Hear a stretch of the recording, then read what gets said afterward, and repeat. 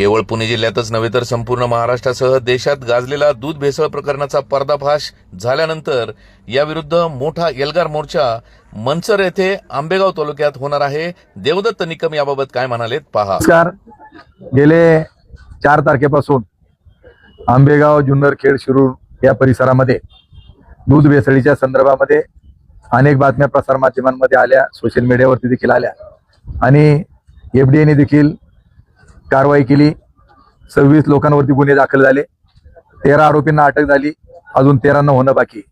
त्याचबरोबर हे भेसळयुक्त दुधाचं पुढे झालं काय याची चौकशी चालू आहे। मोठ्या संस्थांमध्ये देखील आतमध्ये जाऊन चौकशी चालू आहे।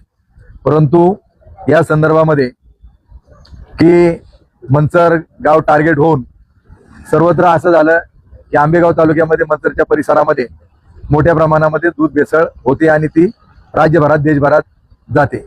आणि म्हणून उद्याच्या काळामध्ये या परिसरातला शेतकरी अडचणीत येऊ नये, की जो तालुक्याची ओळख, या भागाची ओळख छत्रपती शिवाजी महाराजांची भूमी असेल, माऊलींची भूमी, संत तुकाराम महाराजांची भूमी आणि 12 ज्योतिर्लिंगापैकी एक असलेलं श्री क्षेत्र भीमाशंकर या तालुक्यामध्ये, आणि ज्यावेळी या तालुक्याचा उल्लेख भेसळयुक्त होतोय, इथल्या लोकांचा आर्थिक स्थितिमान अडचणीत येऊ नये म्हणून या तालुक्यातील जनतेने ठरवलेलं आहे, जे आपला तालुक्याची जी बदनामी झाली आहे, जे कोणी याच्यामध्ये भेसळखोर असतील, मग दुधामधली भेसळ असेल, अन्य काय असेल, यांच्यावर कठोरातली कठोर कारवाई झाली पाहिजे।